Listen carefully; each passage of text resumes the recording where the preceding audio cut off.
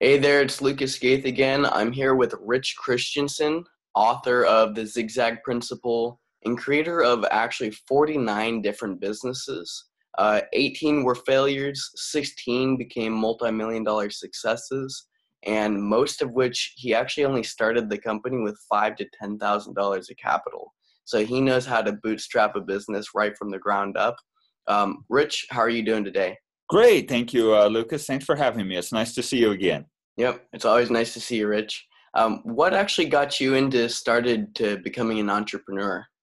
Well, I actually started my career as a corporate executive. I followed the traditional route of I got my undergraduate in electronic engineering and then an MBA, and I entered the corporate world and spent half of my career actually following that very different path. And midway through my career, I realized how wanting I was, that I was not able to control my own destiny, that oftentimes, even though I worked very hard, I was tied to it and didn't get to see the true fruits of the labor. So I desired very intimately to be closer to what I did and the consequences, good or negative, that I wanted to be up close and personal with the transaction and what the actions I was taking. And so midway through my career, I made the crazy, wonderful leap into becoming a full-time, full-scale entrepreneur.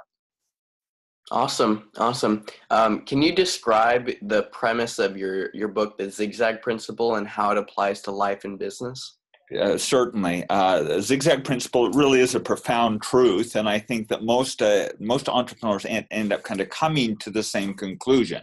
At least the bootstrappers come to the same conclusion. However, there's not a lot of good framework or words around how they zigzag and get to success. And so typically people think, okay, I'm going to do a performance model, I'm going to do a business plan, I'm going to charge directly for my goal. And I really do believe it's important to set goals. However, most of the time, going directly for a big crazy goal results in death or failure. Nothing in life is direct lines. I'm a high altitude mountain climber, and that's actually where this metaphor came to. If I was to just hike right straight up Mount Everest, I would die. If I'm to get in my car and I'm here in the beautiful Rocky Mountains, and if I was to drop, I'd run into a mountain or run into another car following direct lines. And so frequently think in business that it's a straight path, but it actually isn't. And so the metaphor of zigzagging our way to success, deliberate, tight little turns and zigzags is where the metaphor came from. And it does not apply only to business, but all through life. I think rather than big, long waypoints, taking interim zigs and zags to get ourselves to success and giving the latitude at times to adjust to the natural obstacles that occur in our life, the natural obstacles that occur in business are the more profound way of doing business. I came from the high level of funding businesses of venture capital world and very deliberately chose to follow the bootstrap model largely due to this principle and premise. Only 1 out of 10 businesses succeed. Tragically, business plans that are put forward, only 1 in 1,000 of the business plans are ever funded. So following this high risk, high reward type of model, the odds are actually really stupid. Whereas a bootstrapper and following my models, if I start 3 businesses, 1 will be $1 million business, 1 will kind of be middle, and 1 will fail. And I just like those odds a lot better. So this metaphor is just a fundamental approach of how to live business. Lucas, did you want me to quickly go through what the 3 tactile zigs and zags are? Yeah, absolutely. Okay. Most people, when they start a business, they say, I'm going to develop an app, some crazy big app. And it's like, great, that's fine. Do a scale element, but don't start with that. Zig number 1 is always drive to profitability. Very carefully guardrail and say, I give myself 3 months. I got this much money.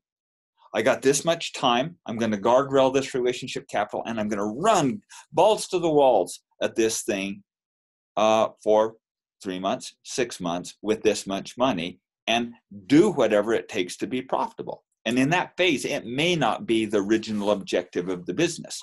It may actually be a service oriented in the genre of that business. At that point, you either hit profitability or die. Thus, all my successes and failures. So I don't mind failure. As a matter of fact, I embrace failure. I just want to fail very efficiently. fail very quickly. If I'm going to have a failure, get to it really quickly and get it out of my system.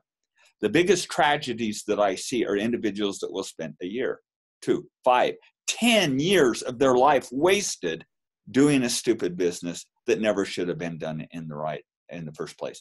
So this model of, just like when I'm skiing and zigzagging down the mountain, making tight turns and defining the points of where I will make the turn. And if I don't, then go and start over again in business. So that's the fundamental concept of zigzag. Zig number 1, drive to profitability. Once you hit profitability, zag number 2, add resources and processes to what you've created. Zag number 3, then you go for the scale element. Don't start with the scale element. That's the fundamental tenets of the zigzag principle. Awesome. Definitely profitability is the first important thing. Well, if you're profitable, you can actually breathe and have another day. Right. If you're not profitable, you're just holding your breath. You're just and charging to it. And that's where a lot of scarcity hits. There's only one thing worse doing what you love, and it's doing what you love and going bankrupt doing it. That's the ultimate definition of misery. So I actually am okay in early stages doing something that's not totally exactly what I want to do, with the mind that I'm going to get to that key thing I want to do, but being profitable, do it, because then I can take the funds and keep the business driving and going forward. So zig number 1 is always drive to profitability or kill it. Awesome. Love hearing that. What are your favorite things about businesses and in startups in particular? Well, I am. As startups are a hard, tricky breed. A lot of my friends and colleagues think I'm nuts, because it's the rain-making phase of the business. And there's an exhilaration, almost just like a rush of no rush, when you take straw and weave it into gold. And so I love that aspect of business. I get really charged out of just the creation process. And it's not for everyone. Many individuals, it's better for them to get a business that's kind of held together with duct tape and baling wire and then take and optimize it. But as for me and my house, I love the creation process. I love being an entrepreneur because it is the ability to create and to add true value in life. It's not what I would call a leechy type of profession. It's all about creating value. It's not about asphyxiating yourself to something else and sucking juice off of it. It's truly about creating value. And second of all, I get to define my own life and my own boundaries and don't have to operate in a tight little box that someone else has defined for me. Now, sometimes that's very uncomfortable. Even now, it's still uncomfortable for me to go, man, end of the day, I'm accountable. I'm accountable. I'm responsible. If I don't control it, nobody else does. That freaks a lot of people out, and it freaks me out sometimes, but ultimately I love that, being accountable for my own destiny. Yeah, being accountable is huge. What are the best tax advantages that you know that businesses get? Oh, there's so many advantages. Everybody should have an LLC, whether they're a hardcore entrepreneur or not, because you're able to actually write a lot of your expenses off and reduce your tax basis.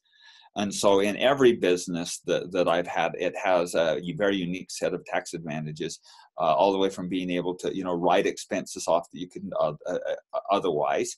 In real estate, you can have your cake and eat it about 3 times by just naturally following the law of depreciation on the assets, writing off travel, writing off trips, writing off expenses that otherwise you couldn't take advantage of. So there's tremendous tax advantage of being a business owner. Awesome. Yeah, tons of business tax advantages. Last but not least, what are your biggest tips for entrepreneurs that are thinking about business as their first time and kind of just getting started? Well, I think that this is actually a kind of a twofold kind of trick question a little bit, because I think that there's an element we just got to jump in and do it. But before you do it, read, if not Zigzag Principle, read one of the Lean Startup and get a template, a model to work from. So you're not, stupid man never learns from his mistake. A smart man learns from his mistake. A wise man learns from his others' mistakes. And so I would follow some type of model and have some kind of plan in place. That's tip number 1. Tip number 2 is find something that truly solves a problem and adds value. The model I've been using recently is, where do you fish? Do you fish in a mud puddle? You're not going to catch any fish in a mud puddle. That's small markets with not a lot of felt need. Do you fish in the swamp, which is low felt need and big market? Those are markets that you're not going to earn a lot of profit. You fish in the ocean, strong felt need, but huge market, really hard to catch fish in the ocean. My encouragement is find opportunities that it's in a fishing well, targeted niche market, strong felt need. So I would do some real analysis of what I'm offering, really hitting a felt need, and can I get to the channel quickly?